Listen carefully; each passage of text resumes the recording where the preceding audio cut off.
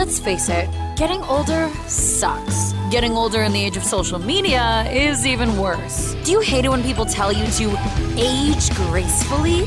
Do you want to know how to live your best life at any age? Well, so do we. First rule, don't call me ma'am. Now, here's Jodi Miller. Hey everybody, welcome to Don't Call Me Ma'am. I'm Jodi Miller. Don't fucking call me ma'am. Today I am so excited for this guest, and I know I say that every podcast, but I'm like really excited this time. Just kidding, other guests. No, I'm really excited. We actually have known each other for a really long time, and we're gonna talk about that. And I'm just so excited because she's not only such a phenomenal comic, she is a phenomenal actor. She is a producer. She's a podcaster. You've seen her like on everything from Silicon Valley to like Curb. I think you've been on Curb. I mean, your IMDb is so impressive. It's every day you're working. You're like working through COVID too. She's like on set, and then like a part of you is like, fuck you, but you're still like really happy. No, I love her. She's so fucking funny. Put your hands together, and I know you're not driving, so I know you can clap for the amazing Helen Hong. Yeah! We have known each other a really long time. You know what? We met at Gotham. In New York. It was my first set. And what's really interesting about it, and I'll never forget, and I instantly was like, I love this girl. And then you were still living in New York. You weren't living in LA yet. That's right. And I did my set, and I don't even remember who was managing. I think it was, I can't remember because I don't think they're there anymore. They might have just been the assistant manager. I don't even know who it was that night. But they were like, so you had a really good set. Like, it was really weird, and it was a little bit creepy because it was like in the sound, but it's like, you had a really good set, but you know, you're such a pretty girl. Like, why are you saying fuck as much as you do? Which at this stage in my career, this is, I mean, I was definitely headlining at this time. I looked at him, I go, I've never had a problem with it. He's like, we just said fuck a lot. And I'm like, I didn't even have what my response should have been was fuck you. That's what my response should have been. But I went into the kitchen because that's where the bar was to get a drink. And you were in there. That's where we met. And you said, you were like, I don't know if I told you that story, you overheard it, but you were like, fuck him. Like, you said exactly what I was thinking. And I was like, great. Like, because I was encountering the same shit. I mean, this was before Amy Schumer hit it big. This was before Ali Wong hit it big. Yes. And I was and I was dirty. You know, I was a much dirtier comic when I was a younger comic. Right. We all were, by the way. Just, I don't know why that is, but it's just a thing maybe that we all go through as women because we're countering what we're supposed to be. You know what? I think it's a little bit of that. And I think a lot of comics might like have different opinions about that. And because I taught comedy and I've worked with a lot of young comics, sometimes for sure it is shock value. Yeah. I think when I was 24 when I first started. So I think it's more, we don't have a voice yet. And I think a lot of 20-year-olds don't have a voice. That's why the majority of comics make it when they're older because they have a point of view. And that's totally fine. That's why most younger comics are very observational because they're still finding out their voice. And absolutely. And men never get that. They never get that criticism of like you're cursing too much or you're talking about your dick too much or your dick or you're being too dirty. And it's like, I got that constantly. And I had a manager who was like, you know what, Helen, you're just never going to be successful being that dirty. Cut to Amy Schumer, Ali Wong, like Sarah Silverman, like all these hugely successful, like the most successful female comics are filthy. And here's the thing. Here's the reality of it. And I always tell people this. I like younger comics. And if anybody, would question this, is who I am on stage is an extension of who I am off stage. All of us, we all are. It's a heightened version. Sometimes it's like a dead on version, but usually it's a little tweaked for the most part. But here's the reality. Jodi off stage says fuck. Jodi off stage definitely has a dark sense of humor, has like, you know what I mean, likes fart jokes. I think they're funny, you know what I mean? Like there's certain things. So that's who I am off stage. I'm not being inauthentic. I'm actually being myself. And yes, while some things I agree, they don't have to be so dirty. I've definitely cleaned up bits for television that ended up being actually a better version of the joke, and that's fine too. But then there are some jokes that need a good fuck right before that punchline. Listen, I have one of my favorite jokes is about my name, Helen, being the third most unfuckable name. That's yes, and After that's after Gertrude and there is, and believe me, I have tried. There is no other word that works in that joke other than unfuckable. You try it at home. If you're listening and you can come up with a phrase that is as funny and on point as unfuckable, like Helen is the third most unfuckable name. I've tried unbangable. I've tried not sexy. Like, come on. No, I mean, it doesn't have that same. Yes, exactly. I say that I look, because my hair always looks like I just got freshly fucked. Yes. In the alley. Yes. I have tried it every other. It looks like I just had sex in the alley, which is fine. Freshly fucked. I get more messages and DMs from that word, specifically, quote, freshly fucked, LOL. It's just something funny about it. And also just stop telling women to clean it up. If a woman wants to be dirty, let her be dirty. Let her figure it out on her own. Maybe she genuinely is a dirty girl. You know what I mean? Like let her figure it out. I watched that first Ali Wong special when she was like 9 months pregnant, talking about like her getting finger fucked and the texture of her like wop of her pussy wetness. Right. And she's 9 months pregnant, and I've wanted so much to reach out to that manager that told me to clean it up and be like, and just send that clip. Fuck yourself. Yeah. Go suck my dick. Nikki Glaser talks about like squirting. I mean, it's like all of those people can literally be ourselves. Like, let us do our thing and like find our audience. Like, obviously some people are going to get turned off, but like people were turned off by Ali Wong or Amy Schumer or I saw Sarah Silverman walk a whole bunch of people. It was a long time ago, before it was Room 5. It was Farfalla. It was like F2. I think it was I forget what they called the upstairs room, but I was at Acme and I went upstairs and she was on that verge. She was, you know what I mean? She was about to like really explode. But I had obviously heard like, oh my God, Sarah Silverman, and I went upstairs and she did her, I was as a young girl, I was raped by my doctor, which is bittersweet for a Jewish kid. And she's talking about getting raped by a doctor, and yet it's hilarious. And people in the back got up and left. And I thought, fuck yeah. Like, oh my God. You know what I mean? It's like, there's something for everyone. Yes, there really is. Now, don't get me wrong. I've definitely seen some girls that I think are definitely doing it for shock value. Like I saw this one girl, and she was like wearing a half shirt on stage, and like it was a killer body. But I'm like, where are you going dressed like that? And don't get me wrong, I've had a lot of like, outfit malfunctions, just like outfit fails in the world of stand-up. Like I used to wear a dress, and then it was bad. I tried like riding pants and boots. It was weird. But I saw this girl, like she looked like she was going to a club, and she's like, and I'm getting fingered, and it was actually so crude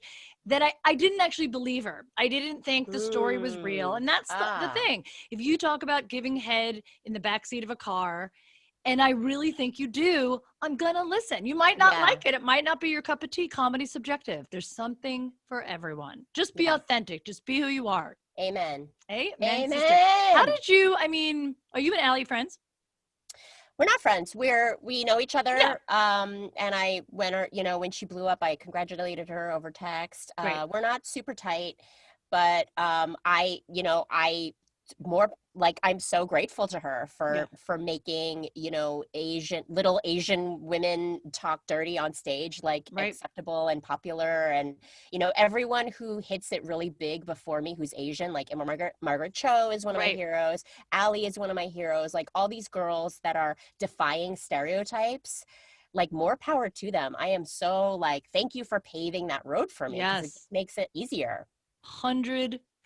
And I hope I'm doing that for young girls, behind me that are following me, that, it's like being an Asian comic doesn't have to be XYZ. You don't have to be like a quiet little girl, or you don't have to like do an expectation, like just be yourself. Like I used to be really dirty on stage, but now I'm not, because like you said, I found my voice. Right. And like so many people, it's kind of known in comedy that it takes you 7 years, right? That's the sort of the number that everyone throws around. Like it takes 7 years for you to find your voice. Jim Gaffigan, by the way, was dirty. Still hasn't found his voice. Poor Jim. That poor guy. But like, he's known as Mr. Squeaky Clean, but when he started, he was dirty. He was dropping F-bombs. Look at Bob Saget, who he had the two like squeakiest clean jobs in the world, Full House, and he was the host of America's Funniest Videos. He is a filth. But you know what? I fucking trust him, because the Bill Cosbys who are squeaky clean drug and rape women. The guys that are really clean, I'm not going to bring up any others, but I think some people know what I'm talking about, that don't drink, that don't do anything. They've got skeletons in their closet. The people like Bob Saget that are super dirty and open with everything, all their cards are on the table. They're not going to do anything. Squeaky squeaks. Don't trust the squeaky people. It's funny because you're right. I think it was like 31, 32. So it was like 7 years, and I was out here already. And I'll never forget, because I was at the Improv, and you used to just remember when you would just have like your a couple different versions of a 7-minute set, and you never really veered from it. Like, God forbid something happened and you had to like move stuff around. You're like, it goes like this opening joke. Or God forbid you had to do crowd work. Oh my God, no. Oh my God. I would never do crowd work. In fact, I had one joke about that. Like, people tell me I should do crowd work. So, hey, how are you doing? And he's like, I'm good. I'm like, okay, done with crowd work. It's like, I literally, that was it. Cause I was like, I'm not talking to them and risking them also throwing me off. I did stand up. I didn't take the mic out of the mic stand. Oh my God. Because I was so nervous about touching the mic stand. I would just kind of like wind it down to my height, because I'm really short, and I would obviously have to pull it down to like from whoever was performing. Like, and then I would just stand there like a robot and do my exact same jokes and then like run away. I mean, I definitely probably moved more than I should have. I probably did the cord thing where you like wrap it around here and then you get like tied up. I was like, yeah, I got my opening joke, my second opening joke, middle joke comes after middle joke, other joke, and then closer. You can't all of a sudden give me 6 minutes, because then I'll just talk faster. Remember those times where I'll just talk faster. I'll get all the 7 minutes in. Exactly. But I was at the Improv, and I don't know what came over me. I don't even remember this being specifically a new idea that I had or a new joke, but I guess someone on stage was talking about being single in their 20s, and I was definitely like 31, 32. And I got on stage and I literally just was like, I think I opened with it too, which also you never like open with new shit normally when you're young. And I just was like, I'm in my 30s and I'm still single. Something about my frustration, it just like got a massive applause. Like, people were just laughing, and I was like, oh, just go with that. And I think I just like rambled a little bit about like, that's like when you're in your and it started into a bigger joke. That was the genesis of your real voice. It was, and I have two versions of the single in your 20s, 30s, 40s, and 50s, two totally different versions of it. And that really started from that moment. And also my cat and dog bit that I did on AGT started from a moment at the Comedy Store when my new cat was now 14, but when he was a baby, I'm like, I just got a new cat, and I said, I like my cats the way I like my men, aloof and emotionally unavailable. And it got such a huge laugh. Yeah. And that's when that was the start of how that joke became that joke. So it's the best piece of advice I ever got, because I think like those first 3, maybe even 4 years of stand-up, when I was like afraid to take the mic out of the mic stand, and I was like locked into my exact bits, the exact order. And the best advice someone gave me is, Helen, why did you get into stand-up? It's because you're a funny person. Yep. So you're gonna make whatever you want to say funny, and whatever's gonna happen, you're gonna make it funny, because you're an authentically funny person. Yes. And that's what that reminds me of, is not your material, it's you. It's you. You're funny. Like, and so you had that authentic reaction to being like, this bitch is talking about being single in her 20s. Bitch, I'm 31 and I'm single.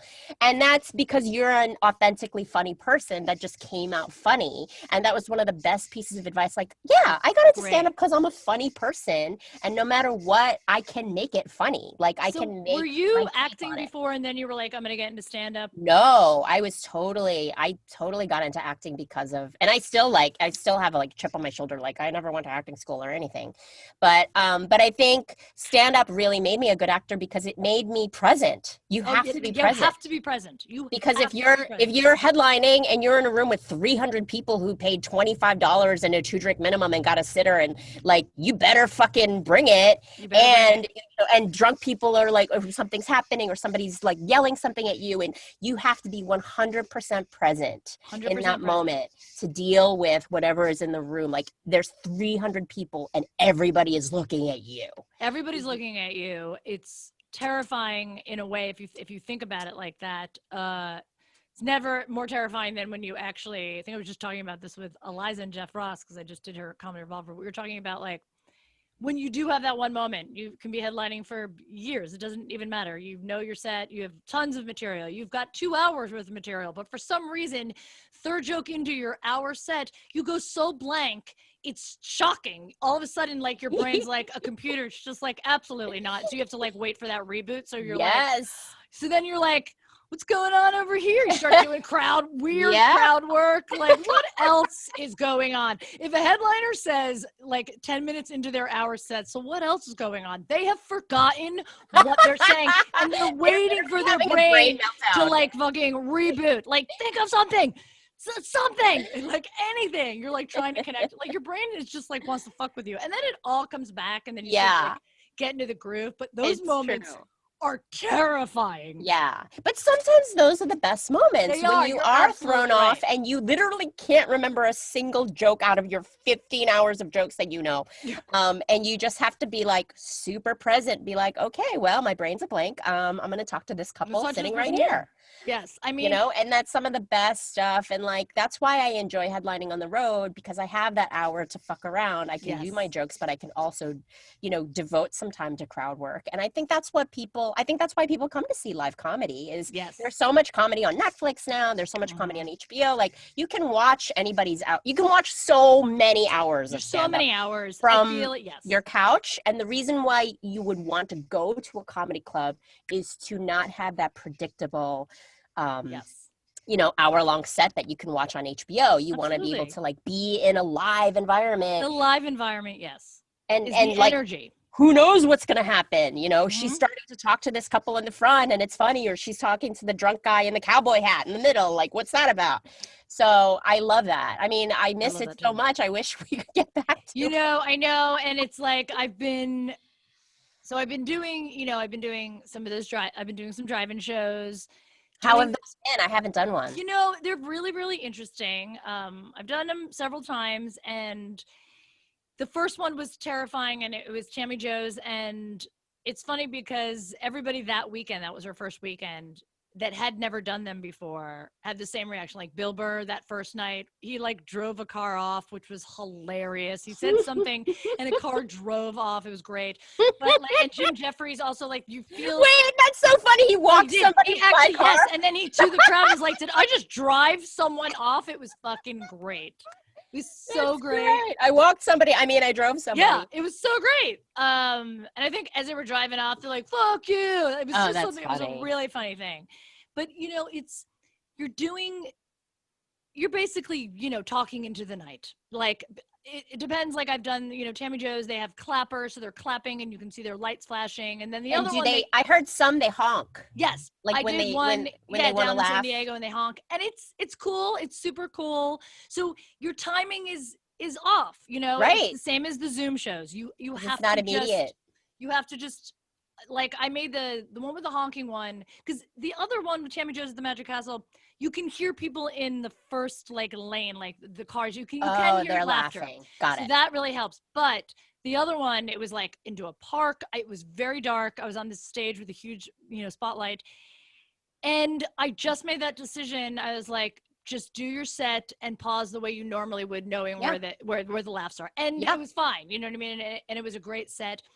But I did do my first live a couple weeks ago, like a little, like, sneaky, like a under backyard? the radar, totally socially distant people and safe, but a patio.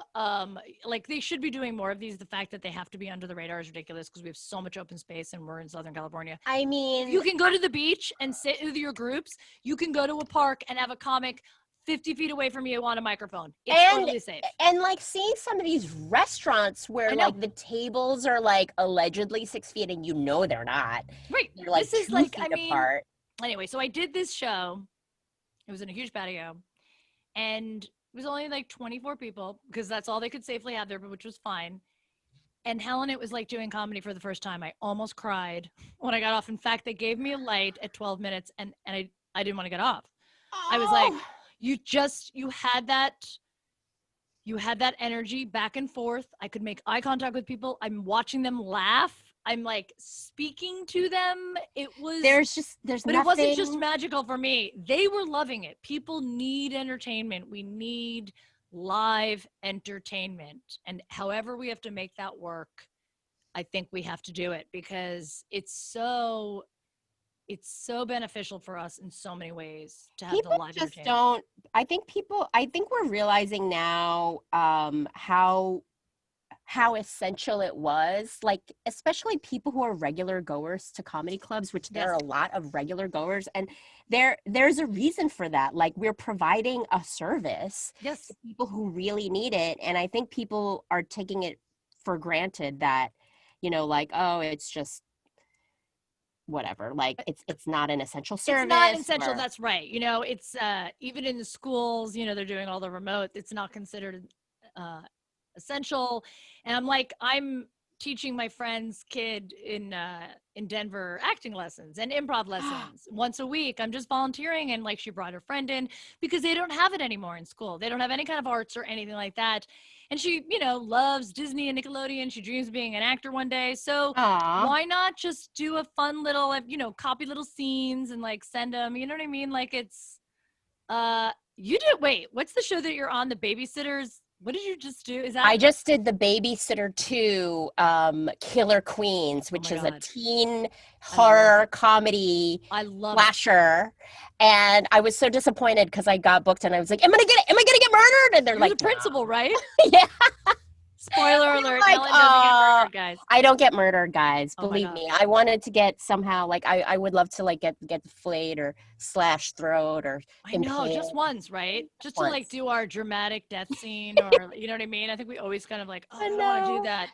But it's good. It was number 1 on Netflix for like a week. Yeah, it's amazing. You work so much. I'm always in awe of you. Thank you. You're such a hustler. Thank you so much. I do. I work a lot. I think because I'm always paranoid that it's gonna dry up, Of course, because and look like at the industry we're in. You know what I mean? Yeah, like I'm always like so paranoid, like, oh shit, like it's gonna dry up or this is all gonna go away tomorrow. And so I say yes to pretty much everything. Like I audition for everything. I go, like I've played like 60-year-old grandmas. Like I don't care. Like I'll play 60-year-old grandmas. I'll play like aging hookers. I mean, I feel like I am an aging hooker right now. Because I'm like whoring myself out like for a fat, doughy aging hooker. Like I'll like show up in a crop top with my muffin top hanging all the way out and be like, let's do this. Come on. Let's do this. You wanted Asian doughy hooker? Let's do it. Let's do it. Oh my God.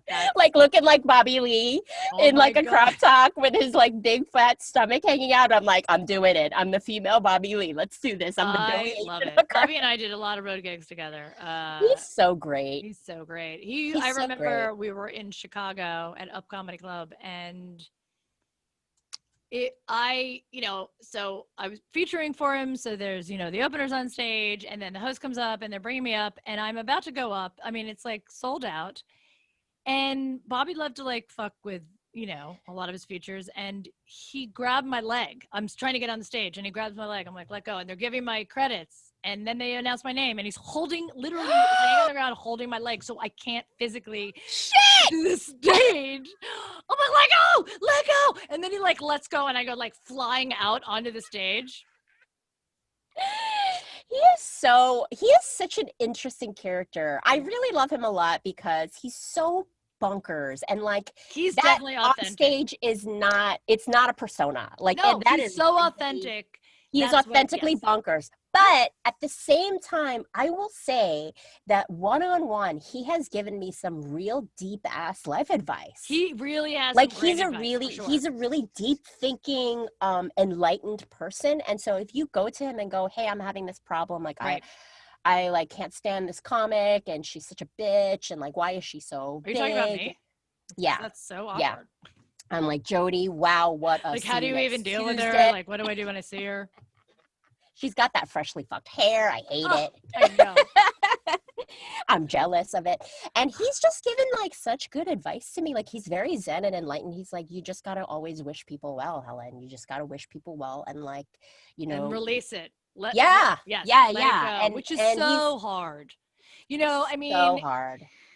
My brain goes to petty first. Yes, my brain does too. I always go petty first, and then I gotta talk myself back and be and like, it's no, so Helen. hard, like, you know, so hard with social media. I think it feeds It into is. It's hard not to be jealous. into that ugly, dark place that, you know, and I've spoken about this a lot on my podcast because, like, the older we get, we're all getting older, and you know, we're getting older, but we're seeing ourselves get older on social media but like we are appearing younger. It's such a mind fuck.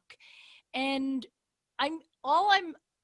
what I'm really grateful about is that we didn't grow up with it. I can't even imagine like the kids today. And I don't know if you watched A Social Dilemma, the documentary on Netflix. I started to watch it and I had to stop. Yes, it was it's like very freaking, disturbing. it was People freaking watch me it. out. I would definitely say watch it. But they talk about like the generation now, like the one that's a little bit above it. They've never known. They've never known anything else. They were the first generation born into the social media. So it's, I mean, depression, suicide. I couldn't even imagine what I dealt with in junior high and high school. Now imagined Instagram on top of that, or TikTok. I'm already like, when everybody started doing TikToks, I'm like, no, not another fucking thing. Same. Like I can't do it. Like Same. I just can't. You know what I mean?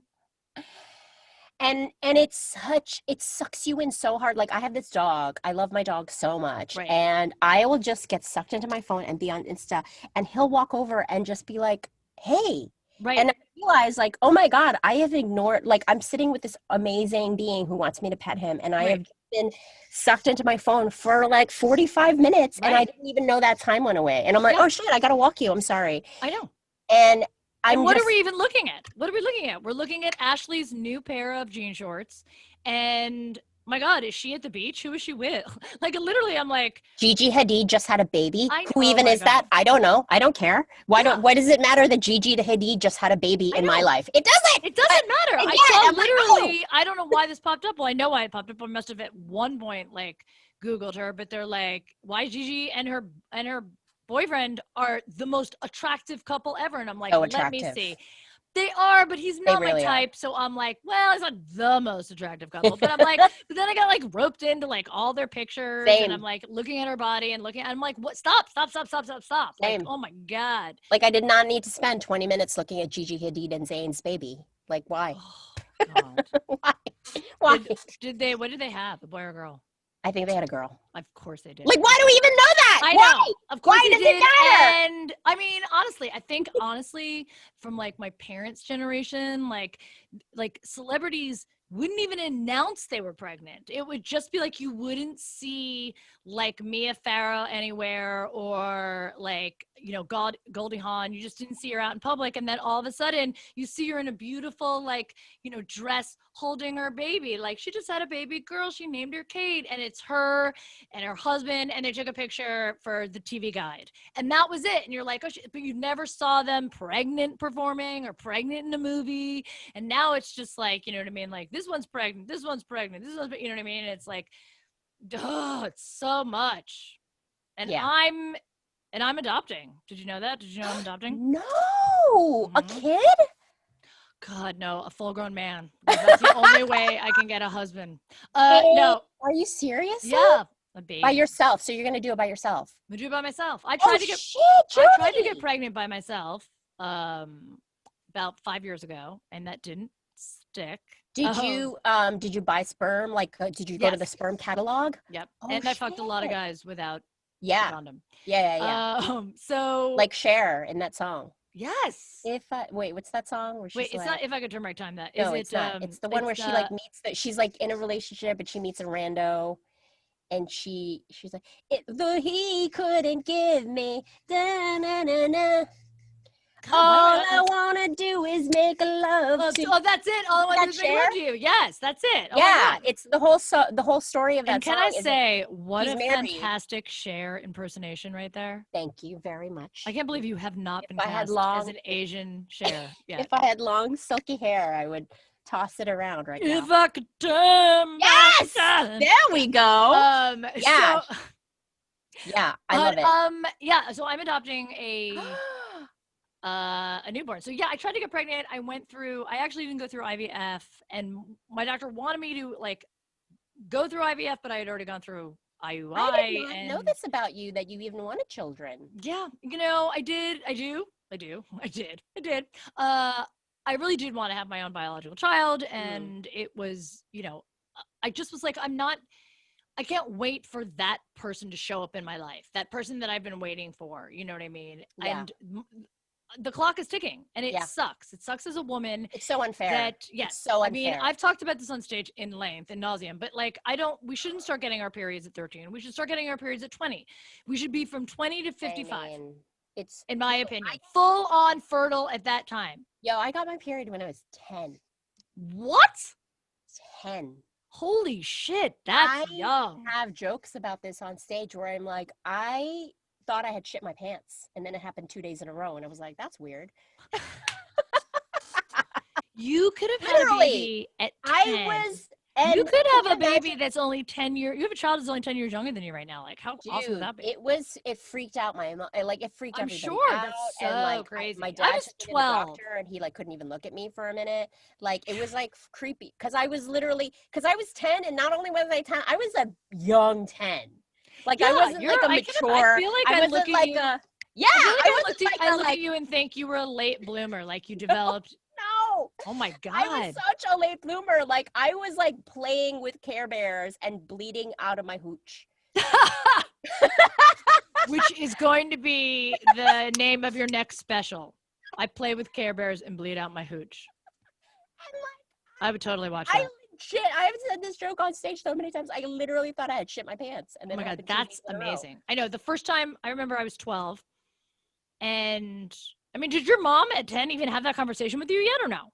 No, that's the whole joke that I tell. Oh my God, okay. That my mom, who's a fucking hardcore Korean immigrant, was not going to. So she would have. So here's the thing: she would have never had that conversation. 10, never, or 15, or 18. At any age. So no. And in fact, and this is the joke. This is what I'd say in my joke, and what actually happened in real life is the only thing she said to me was, "Helen, you have to be careful around men now." That's it. That's all she says, and then she leaves. And I'm like 10 playing with Care Bears, and I have no idea what the fuck she's talking about. Can you believe that? I mean, holy shit. Like, what does that At even 10, mean? you're like, what does that mean? Yes. What does that mean? I'm like tiptoeing around my dad, like, oh, is the drink gonna spill? What's gonna happen? I mean, I guess overall it's not a bad piece of advice. Be careful around men. Just everybody be careful around men. I got mine at 12, and my mom thankfully did have the conversation, but it doesn't actually matter whether you have the conversation or not, because she's telling you how it's happening. And I think maybe a couple other people in school were talking about it, because there were a couple of friends were 13 and I was 12, and it doesn't matter. I woke up, my parents were going out to like a brunch or something in the morning. They were doing something, and they were leaving me and my brother home because they were going to be gone for a couple hours. And my mom woke me up, and I was like, okay. And then I remember feeling like something wet, and I looked down, and there was blood everywhere. And I went, Mom! I screamed, and then it clicked. I thought, I'm dying. Something happened. And then she walked in, and she's like, what? And I'm like, and then it clicked, and then I was like, nothing. Yeah. And then I called my friend, and then she was like, get a maxi pad. And then I had to get a maxi pad. And then my parents came home, and I pulled my mom into my room, and I was like, I got my period. And she was, of course, like, oh, you're a woman. I'm like, what? And I said to her, I mean, yeah, you're a woman. It's like, no, I'm still 12. You know what I mean? I still have little buttling, like little niplets out here. Like, I'm not a woman yet. Just be careful around men now. Yeah, well, seriously. But here was my thing. I was like, you cannot tell dad or my brother. You can't tell. And she's like, I have to tell your father. I'm like, okay, but you cannot tell Scott, my brother. You can't tell him. She's like, okay, I won't. Yeah. So this is the best. Ready? So she goes and she talks to my dad, and then it was so uncomfortable. My dad, ugh. And then she goes to the store. So I'm thinking, all right, it's all good. She literally just walks in. She's like, Jodi, I got your maxi pads. And my brother's like, gross, because he was old. I was like, I can't even believe this. I'm gonna die. This is the worst And now thing she's that's dead. I'm just kidding. I mean, she is Yeah. dead. But mom, you did that. Like, she's definitely getting pleasure from heaven or hell. We don't know where she's at. She's definitely getting pleasure from this story. Like all the stories where she embarrassed me. Do you know that she one time? So I went through a phase where I was growing my bangs out. Have you ever gone through that phase? Yes, and it was so tragic because I also had a perm at the time. Oh God, Helen. Girl, Jesus. Oh my God. so much bad hair in my history. Oh So God, the bad hair stories. Has your hair been other colors too? my hair was only one time I tried to dye it eggplant red, like a dark, sexy, unnatural red. Like a natural red. Like Yeah, someone like who's in costume design would have yeah, that's what I wanted. But I didn't strip. My hair is black, and I didn't strip it before, so nothing happened until right after that happened. I went to Hawaii, and my hair turned orange, and not a cute orange, like a bad. How like, did you? But you were able to dye it back. No, I just didn't. I was like 19. You were just and orange. I was 18 or 19, and I was like, this is just It's just my I color now, had guys. bad orange hair. Helen just has So orange hair. I had black out of the roots. With the roots. And then progressively more and more orange. You know what though? Today it would look really cool. Like people would be like, that's a color. That's a choice. Listen, I was not cool. My hair's been every color. This is I know. I've seen seen your hair every color. You have? I think so. I think you have actually. Yes, you have because you see me as your a blonde. hair when we met? I feel like your hair was darker. Oh yeah, you haven't seen me as a blonde. That's the only color. When I first started comedy, when I was in my early 20s, I was a blonde up until I was 31 or 32, and then I went back to brunette. Yeah. And then I went black, which was a mistake. That happened gradually, and I learned also the hard way that once your hair is black, you can't go back. That's where in my opinion, that's what it's saying, is because I literally was putting bleach on it and I couldn't lighten it. No. I didn't realize you had to strip black hair. So I was able to finally strip it, but I'm sure I did serious damage. And then it was back to brown, and then I went red. But woof. That was a mistake. Black only looked good when I was on stage with a full face of makeup on. But I remember I went in for an audition and I didn't look like my headshot anymore. And I lied and said I shot a Joan Jett biopic. Hot. Like, oh, I love that on the spot thinking. Well, never would have comedy, right? Yeah, I would have been like, They'd be like, yeah, and that would have been great. And they'd be like, okay, but you probably would have still booked the role because I feel like you book everything. So I was growing my hair out. I was growing my bangs, and I was pulling so my hair was like this. I went through this phase. But I thought it looked pretty cute. That's cute, actually. Right? It's cute, right? That's cute. So I actually was going through this phase in stand-up a lot. People that are just listening right now and not watching, I'm holding the top of my hair back. And I thought this was like really cute. My hair's on my face. It was really cute. Right. So I did that for about a year. During that year, I was performing at Catch a Rising Star in Reno. Oh boy, the Silver Legacy, I believe. So now it's a Laugh Factory now, but it was a Catch. Right. It was Catch a Rising Star then. And then it was a Silver Legacy. Yes, no, you're right. Yes. No, it was Catch a Rising Star until it became a Laugh Factory. Yes. So it's the Laugh Factory, but it's in the Silver Legacy casino. That's right. So my mom lived in Reno Sparks. That's so right. She came, I was doing, a long weekend there, Thursday through Sunday, and I feel like we've played there together. Did we? I was with Vicky Barbalak that weekend, but we might have. There oh my God, a lot. And then it was around the time that your mom was sick. That's what it was. I stopped in. They let me do set. I did a guest set. Yes. Yeah. Oh my God, we did. Yes. Yeah. I called him up because the hospital was right across from there. That's right. And I called him up and I just said, I think I need to get on stage. My mom is dying. I mean, that's the best way to get stage time. And they asked me, and I was like, abso-freaking-lutely. I know her. She's absolutely welcome to come. And thank you for that. Yeah. It really was the only time I wasn't thinking about it. And by the way, like, I got through my mother's death by performing as much as humanly possible. Yeah. Because it was the only time I wasn't thinking about it. It literally was the only, like, 10 to 25 to whatever, like, I did a benefit a week after my mom died. That was a little rough. That was 45 minutes, and I was a little out of it, but it still was good. But anyway, Sometimes it's the only way to heal. It And for is. me, I feel like stand-up is the only way that I process trauma. It is. Like I got mugged in New York. Oh my God. Maybe this is a long ass time ago. I wouldn't say 11 or 12 years ago. And Holy shit. for an entire month, it was all I could talk about on stage. And it wasn't even funny, but I just had to work it out because I wasn't going to therapy. What did they do? Did they hurt you or? No, thank God. It was just a purse snatcher. But just the fact that someone was that close to me and put his hand on me to grab my purse. And like I had nightmares for a month. Holy and shit. Even to this day, if I hear footsteps behind me, I get really uncomfortable and I just have to like pull aside and be like, go ahead, you go first. Like I can't have someone walking behind me, like a stranger walking behind me on the sidewalk. That's so scary. But I did learn, like you don't know if you're a fight or flight person until you get into the situation. Right. Turns out I'm a fighter because I chased that motherfucker, calling him every name. Yes. He was a big, fat Hispanic guy. Were you scared after though? Like he could have easily turned around and like killed you. That's what the cops were like. The cops were like, why did you chase him? What did you think you were going to do? And I was like, I don't know. I didn't think about it. I was just in fight mode, clearly. I chased him down an entire New York City long block, calling him I was like, your mother's a fucking cut. Like I said everything. Oh my God. I mean, like he could have easily just backhanded you. Like he and had a gun and the cops were like, the way you describe him, he was a 250-pound man. He could have clocked you. Yeah. And I was like, yeah, I wasn't thinking about that. He could have sat on you. I hope he's like listening to this podcast right now. You garbage human being. Such a garbage human being. And it was the week before Christmas. That was the worst part. Oh my God. Yeah, did you have a lot of shit in your purse? No, I had luckily I had no cash, which is the reason why I was walking home from the subway instead of taking a cab. But he got my comedy notebook, like a full comedy notebook. Oh my God. What if he's somewhere right now doing your set? Doing my Asian jokes. Like that would be, well, I mean, if he can pull it off, then you gotta, pay some respect. This like 250-pound Dominican guy. He's on stage and he's like, I got my period and I thought I shit my pants. People are just like applauding and they're like, this is groundbreaking.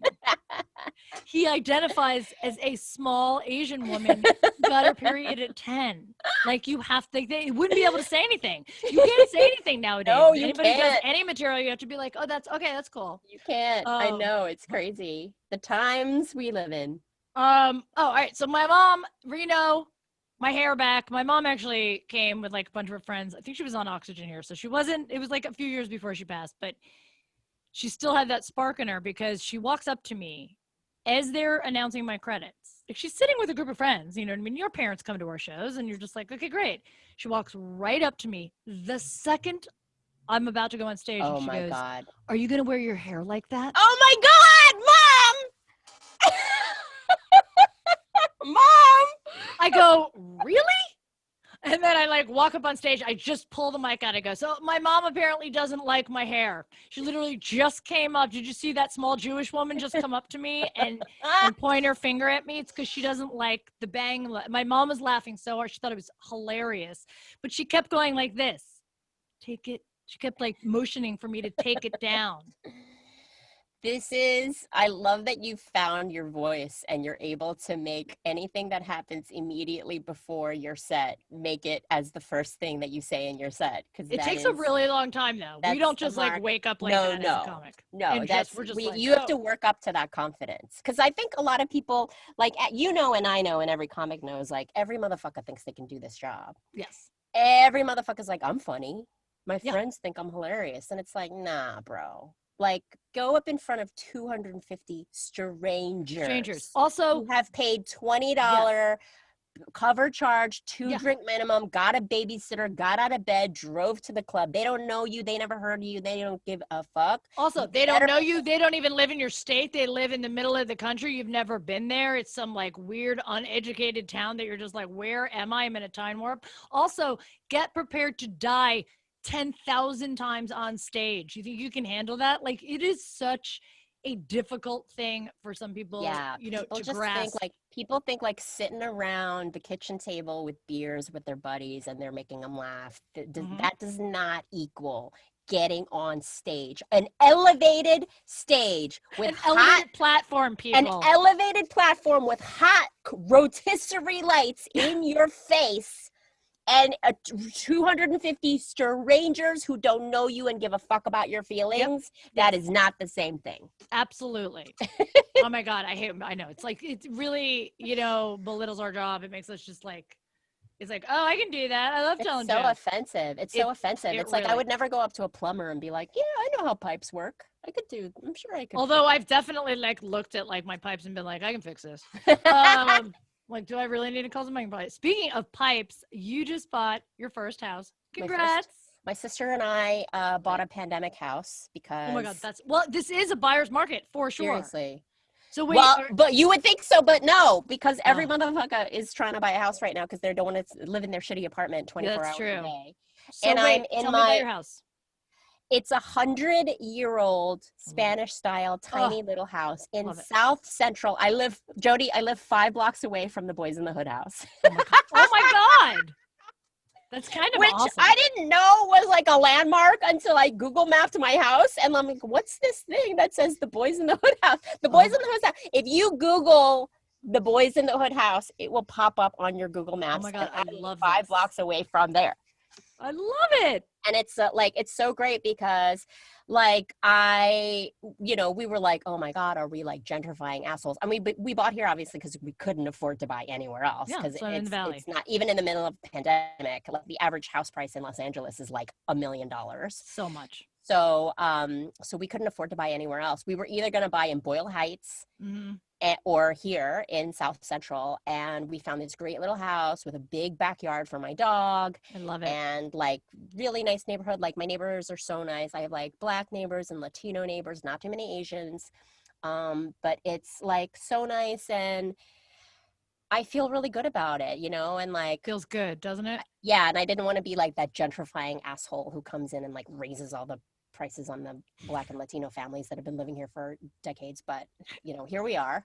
There you are. You and your sister. Me and my sister. Oh my God. Two Asian people that are 5 blocks away from the. So wait, how long have you been in the house?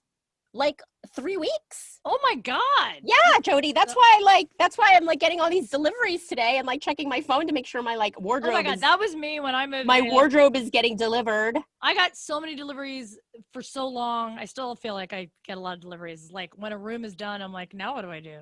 I'm literally like tracking this delivery right now of because I just bought a house, so I can't afford anything. So I have become a legitimate Craigslist free addict. You can find so many great things. I can't believe it. And Nextdoor, are you on Nextdoor? Yes, I am. Oh shit, they give some good shit away on Nextdoor. They really do. They also are like huge gossipers. It's amazing. It's like I love reading like, did you see the guy walking past the window with the orange hoodie on? Yeah. What's he doing? And someone's like, I saw it. It's like he's just walking. So many nosy neighbors. It's literally a place for all the nosy neighbors. And my neighbors actually have like these insane parties, even through the pandemic. It's getting out of control. But Nextdoor is blowing up every time they have a party. It's like, at it again. And I'm just like laughing because it's just these people are just so like it's hilarious. The best was like some creepy guys in our neighborhood exposing himself, and I am so single that I was like, where's the location? Give me the cross streets. Like I don't want him to see me, but I'll look if he's showing. Check out the goods. Like a safe distance, I can just check it out. Check out the goods. I, meanwhile, am probably going to hook up with one of my new neighbors because every day around sunset, I walk my dog. I have this beautiful husky mix, and he needs exercise. So I walk him every day, which I feel a little creepy because a lot of people around here don't really walk their dogs because everybody has yards, and I guess they just let their dogs run around the backyard. But my dog needs to like get walked. Right. So I walk my dog every day, and there's this like Black guy who is like 2 blocks over from me, hot. and he's just like doing like he's like kind of like in a doing hot cutoff. things. He's just doing Yeah, hot just things. like in a cutoff shirt, like with his guns out, and he's like doing hot shit in his backyard. And I'm just like, and he's like, great dog. And I'm like, thanks. And we're chit-chatting. And he's like, yeah, my granddaughter. And I'm like, whoa, your granddaughter. And he's like, yeah. And this guy is smoking hot. And I'm like, how? And he's like, yeah, my son's 23. And I'm like, yo. Did he also get his period when he was 10? Okay, so he's like this black guy that's maybe 40. Because if his son's 23 or like maybe Let's assume 45, he's 43. We'll assume he's 43. 43. Son's 23, and he's got a grandchild is what, 2? 2, like, because he's got this little girl, and I that thought makes that was sense. I thought it was his kid. I see this little girl, and I'm like, oh, that's your kid. And he's like, oh, did you meet my granddaughter? And I'm like, that's your how old are you? But it's true, black don't crack. And so he's this hot, young looking, guns fit 43 to 45-year-old black guy, and I decided I'm gonna bang that.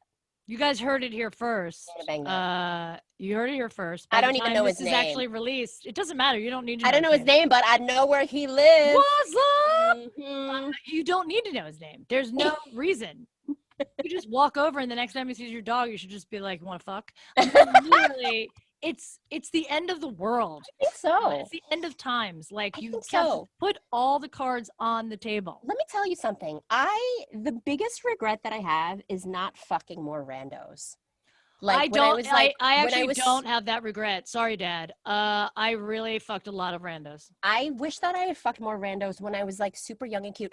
Like You are super young and cute. Thank you. I'm trying to remember that because at every point in my life, I always thought I was fat or there was something wrong. You know, I was like, oh, my body's. You spend too much time like picking. Like now I look back. Apart. Now I look back and I'm like, I was damn fuckable.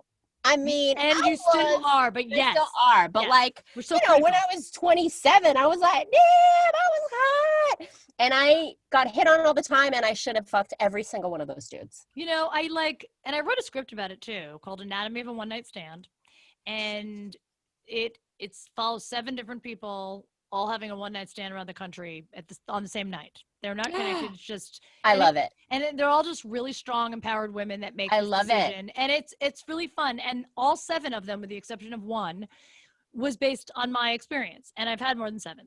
And you know, I don't regret any of. Well, I mean, not that I don't regret. I mean, there may be 1 or 2. I mean, some of them were duds. Yeah, for some sure. of them were just duds. Like it wasn't. Like it was bad sex. I've had bad sex like that, and I think that's really common in a one night stand because especially for women, you don't feel that comfortable. You're like, is this guy gonna murder me? Like it's always kind of in the back of your head, and like you're not. I mean, here's the thing. Body. This is my piece of advice for the women out there that are like, I want to have more one night stands, because if you make that decision, that's great. There's nothing wrong with it. And I actually told one of my guy friends once, because he was like, oh, I went on this was just a date that he went on. He's like, you know, we fucked on the first date, and women are always told don't fuck on the first date. Guys, just so you know, if a woman fucks you on the first date, somewhere in the back of her mind, she knows that you're not keeper material, and she's like, well, I'm gonna fuck him because I'm having a good time. So don't get all like, oh, she's so into me. We've already made that decision that we probably don't want to see you again. So don't, you know what I mean? Like I hate when guys like, oh, but here's my piece of advice. This is the reason why some of those were duds, and some of them were duds because I was like, I don't even I have no real connection with them. But if you are going to have a one-night stand with a guy, do it that night. I've made the mistake now twice in my how many years where I've I was a bartender for a long time. So that's why a lot of them happen. And I connected with this guy, and it was so hot. And he was a professional hockey player, and he was smoking hot, and he was staying at the hotel that I was working at, the hotel bar in Jersey. And he was so hot, and we were making out of my car, but we had nowhere to go. And we couldn't go to his room because he had a roommate, and it was just too far to drive to my place. So we made the mistake of making plans the next day because he's from Canada. He's never been to New York City. And I was like, oh my God, I'm gonna take you to New York City, because I lived in Nutley, New Jersey at that time. So you know Nutley, yes. So I was like, I lived really close to the city. So here's the thing. I should have fucked him that night because it was so hot in the car. It should have fizzled out. The next day we went to the city, and I got to know him more, and I was like, you're annoying. He was like, oh, it's so hot and muggy, and is it so loud here? The way I'm like, ew, you're annoying. And then like every bar we went to, he's like, oh, this bar, I don't really like, can we just go somewhere more? I was like, ugh. And then I love dive bars, and I like took him to like P&G's up like on the Upper East Side, and I like love that bar. And he was like, oh God, this is really like not my scene. I was like, let's get out of here then. So we went back to my apartment and we had sex. And then I couldn't wait. It was like just very mediocre sex, but I was like ready to like take him back to his hotel room. We just had sex. We turned the lights on, and he stands up and he goes, can you turn around? Like, he needed to get dressed, but he wanted me to turn around and not see his naked body. He was being bashful. I'm like, you just came on my tits. But okay, I'll turn around so you can put your boxers on. I go, I'll do you one dignity. better. I'll do you one better. I'll leave the room. And I did. And I immediately woke up my roommate and told her. And then she got to come out and like give him that like shame glare when I walked him out. And I brought him to the hotel. I don't even think we said goodbye to each other. So people, if you're going to have a one night stand, do it the night you have, like do it that night. In the car. You should have done it in the car. I should have, Helen. I love car sex. I've had sex in car. I think I love car sex. I think because I have a little bit of exhibitionist streak, but not like I would. And you're also tiny. Yeah, I could fit in a car. Yeah. I've had sex in a car too, but I'm a little bit longer, and if it's not the right size car, you know what I mean? It's definitely worth the bruises. I mean, maybe not now because I'm over 40, so it's like those bruises. Have you like woken up with like bruises that are unexplained? Like now I wake up sometimes with like bruises because I've just touched something. Like have you felt like ever since I just feel like I bruise very easily now. Yes, I have like bruises on my ass, and it's not from a fun thing. No. But I wish, like, I just can't believe how much good, like, potentially good dick that I gave up on. Like, I was a PA for years on, like, TV shows. Oh, my God. Camera operators. Yes. Yo, camera operators are hot. They're hot. And they're like, oh. Super hot. I should have banged out every camera operator I ever encountered because they're buff. Like as part of the job, they have to lift heavy equipment, so they're in good shape. But also they're creative because they're creative and they're looking at you and they've got their camera on you and it's kind of like a voyeurism and there's something hot about it and you're like, oh, let's do this. I could have fucked so many like grips, gaffers, camera operators, like any of those operators. I should have banged all those guys out. You should have fucked an entire set, Helen. I don't know what the hell you're waiting for, but you are going to make up for that with your neighbor, and I'm going to have to hear all about it. You know that, right? That's right. Mm-hmm. All right. So, oh my God, we're like out of time. I can't believe it. So please tell everyone where they can find you. I'm going to post everything, obviously, in the bio, as always. So you can follow her. Timing. Hold on. Is your delivery here? Hi, is this the delivery? I'm keeping this in the podcast. Hi, I'm coming out in 1 minute. I'll open the door. Okay. By the way, that's staying in. I'm not editing that out. That's perfect timing. Oh, great. Tell everyone where they can find you. I'm at Funny Helen Hong. Don't follow at Helen Hong because she's not funny and she's a bitch. So not funny. Funny Helen Hong. And watch me on Netflix, The Babysitter 2 Killer Queen. I play the principal. You watch her. I'm serious. I don't get murdered. She doesn't get murdered, but she's still amazing. I love you. Thank you so much for being on. You're amazing. Hey, everybody, thanks for listening. I'm Jodi Miller, and don't fucking call me ma'am. Freshly fucked hair. It is.